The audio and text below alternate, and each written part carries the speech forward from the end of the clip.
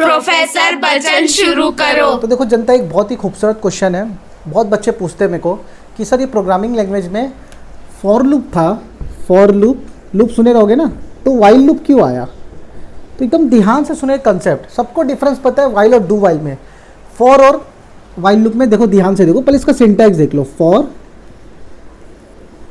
दो समीकरण होता है, यहाँ पे क्या होता है? इनिशियलाइजेशन होता है, कंडीशन होता है, इंक्रीमेंट डिक्रीमेंट।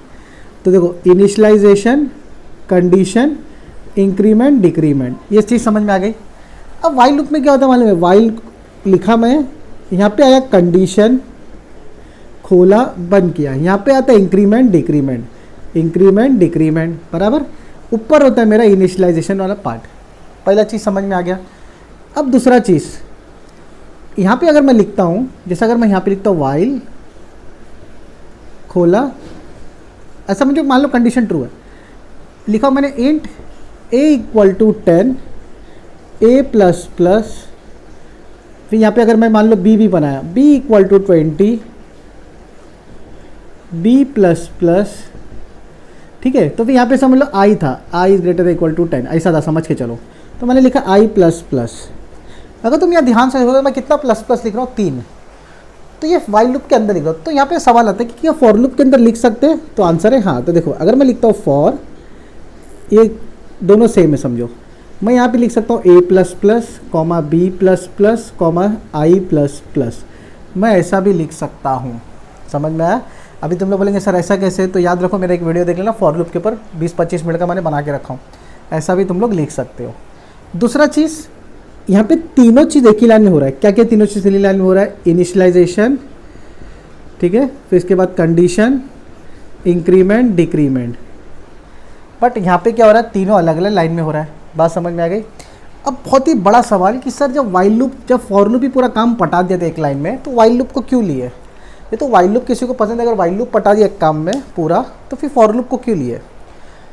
तो याद रखो, जब मुझे कंडीशन पता है कि मुझे मेरे फॉर लूप को कहाँ रोकना है। जैसा एग्जांपल यहाँ पे अगर मैं लिखता हूँ for i is equal to 1, i is greater than equal to 10, i plus plus, तो ये लूप कितने बार घूमेगा? ये लूप कितने बार घूमेगा? 10 बार। 10 बार ये लूप घूमेगा। अगर मैं वैसे ही मैं यहाँ पे लिखता हूँ while i is greater than equal to 10, i plus plus, ये भी 10 बार घूमेगा अगर तुम ध्यान से देखो तो। जब ये भी 10 बार घूम रहा है, ये भी 10 बार घूम रहा है, तो उसको लिए क्यों? तो याद रखो, अगर मुझे ये काउंट पता है कि मेरे को लूप को कितने बार घुमाना है, अगर मुझे पता है कि लूप कितने बार घूमना चाहिए, तो मैं फॉर लूप लूँगा। अगर मुझे नहीं पता है, ये क्वेश्चन मार्क है, तो मैं क्या ले लूँगा? While loop. इसका बहुत ही एकदम आसान भाषा में एग्जाम्पल बताता हूँ। मान के चलो तुमको एक रेलवे स्टेशन में खड़े हो, मान के चलो तुम लोग अंधेरी या दादर कोई रेलवे स्टेशन पे खड़े हो। मैं तुमको बोल रहा हूँ 1 घंटे में प्लेटफॉर्म नंबर 1 पे कितनी ट्रेन आ रही है उसको गिनो। अभी मान लो तुम प्लेटफॉर्म नंबर 1 पे से हाथ बांध के खड़े हो, 1 घंटे में समझो 10 ट्रेन गई, तुम क्या 10 ट्रेन को नहीं गिन पाओगे प्लेटफॉर्म नंबर सिर्फ 1 की? तो आंसर है गिन लोगे।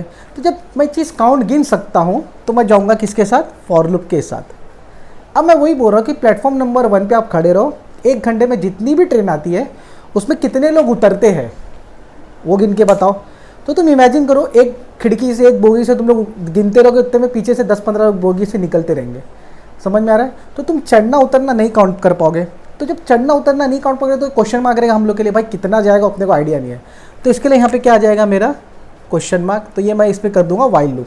अगर मुझे ट्रेन काउंट करना है तो लिखूंगा फॉर लूप, अगर मुझे लोग काउंट करना है तो लिखूंगा वाइल लूप। इसका एक और एग्जाम्पल, जैसे अगर कोई डेटाबेस, जैसा कोई इंस्टाग्राम पे लॉगिन आईडी कर रहा है, अभी इंस्टाग्राम वाला बैठा, उसको पता ही नहीं कितने लोग रोज़ मेरे डेटा में नई आईडी बनाएंगे। फिर समझ में आया? तो जैसा कि मान लो कोई फेसबुक वाला, इंस्टाग्राम वाला अगर बैठा है, वो बोल रहा है कि आज देखता हूँ मेरा कितने लोग आईडी बनाएंगे, तो कोई वो सोचेगा 10 बनाएंगे या 20 बनाएंगे, लेकिन मान के चलो उसको काउंट ही नहीं पता ना। अब हो सकता है कोई 1000 लोग आईडी बनाए, कोई 1 लाख बनाए, कोई 1 करोड़ बनाए, कितने भी लोग आईडी बना सकते हैं। तो उसको क्या, उसको उसका काउंट पता है? तो इसका आंसर है नहीं, उसको फिक्स काउंट पता ही नहीं। इसके लिए तो वो कौन सा फॉर लूप यूज़ किया रहेगा, क्या वाइल लूप? तो इसका आंसर है वाइल लूप यूज़ किया रहेगा। बात समझ में? इंटरव्यू में फट से खाली इतना बोलना कि अगर मुझे काउंट पता है कितने बार घुमाना है फॉर लूप को या वाइल लूप को, तब मैं लूँगा फॉर लूप। अगर लूप को कितने बार घुमाना है मुझे ये नहीं पता, काउंट नहीं पता, तब मैं जाऊँगा किस पे? वाइल लूप पे। बात समझ में आ गया? तो ये बहुत आसान था, काउंट पता है तो फॉर लूप, नहीं पता है तो वाइल लूप। तो ये इंटरव्यू में क्वेश्चन कभी कभी पूछा जाता है, तो इसके ऊपर भी ध्यान देना। और इस चीज़ को तुम लोग नोट कर लो, बहुत ही इंपॉर्टेंट क्वेश्चन था। मेरे वीडियो को भी लाइक करो, शेयर करो, इसको आगे बढ़ाओ लोगों तक। सब्सक्राइब करना मत भूलना। फटेक दिनेसी।